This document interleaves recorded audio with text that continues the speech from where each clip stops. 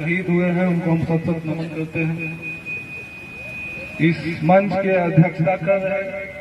और संचालन कर रहे हैं दोनों को मैं प्रणाम करता हूँ और तमाम आसपास के गांव से जितने भी हमारे गार्जियन बुजुर्ग बुजुर्ग भाई तमाम लोगों को अभिनंदन करता हूँ। यह मंच हमारे शहीदों के लिए है और सामाजिक एकजुटता के लिए है। तो इस अवसर पर हम अपने समाज की जो स्थिति परिस्थिति आज के दौर में चल रही है उन सभी चीजों को लेकर के हम लोग बात रखेंगे। उस दौर में मुखिया जी के साथ वह जो दौर था एमसीसी और नक्सली का,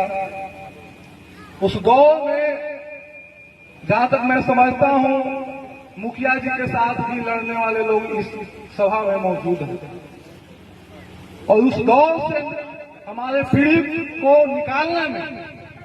आप लोगों की भूमिका रही है। उस समय हमारा जंग भी नहीं था, तो आप लोगों को भी उस दौर से निकालने के लिए आप सबों को हार्दिक आभार व्यक्त करता हूं। आज जो स्थिति बनी हुई बगल के पतियामा गांव की, जैसा कि हमारे गायक मनीष जी भी ने चर्चा किया, नीरज भाई ने भी चर्चा किया, हम लोग लगातार चाहे जहानाबाद हो, दिल्ली हो या पटना हो, तमाम उस विषय पर हम लोग नजर बनाए हुए हैं। कोर्ट में भी हम लोग लगातार स्थिति वस्तुओं को देख रहे हैं। हम समझते हैं कि हमारी मां और बहन कि इज्जत से बड़ा आज के डेट में कोई चीज नहीं होता है। उससे अच्छा होता है कि हम लोग को कोई गला रेत करके मार दे। कम से कम या जिंदा हो करके हम लोग जो मरे हुए हैं आज के समय में, हमारे यहाँ के सामने हमारी माता बहनों की इज्जत लूट ली जा रही है और हम लोग कुछ नहीं कर पा रहे हैं। हम लोग कोई बीजेपी के झंडा में बटे हुए हैं, कोई कांग्रेस में, कोई जदयू में, कोई आरजेडी में, लेकिन जब समाज की बात आई है तो अब आने वाली पीढ़ी को यह बात समझना पड़ेगा कि लड़ाई फेसबुक और चौराहे पर बैठ करके नहीं लड़ी जाती है। लड़ने के लिए आपको जमीन पर उतरना होगा,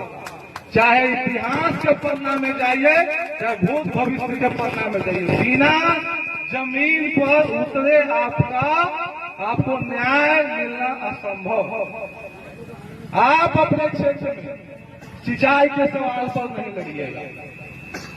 रोड सड़क पानी के लिए नहीं लड़िएगा, वो तो समझ में आता है, लेकिन हम आग्रह करेंगे आने वाले युवा पीढ़ी से, यहाँ जो भागीदारी जो दिख रही है वो युवा पीढ़ी की बहुत कम है और आने वाला पीढ़ी हम लोग की पीढ़ी है और हम अपने पूर्वजों को मान सम्मान देने के लिए भी अगर यहाँ नहीं आएंगे, उनके चीजों को याद करने के लिए अपना समय नहीं देंगे तो लड़ने का तो बात ही दूर है। तो हम युवा पीढ़ी से आग्रह करेंगे कि अपने पूर्वजों को मान सम्मान देते हुए आने वाले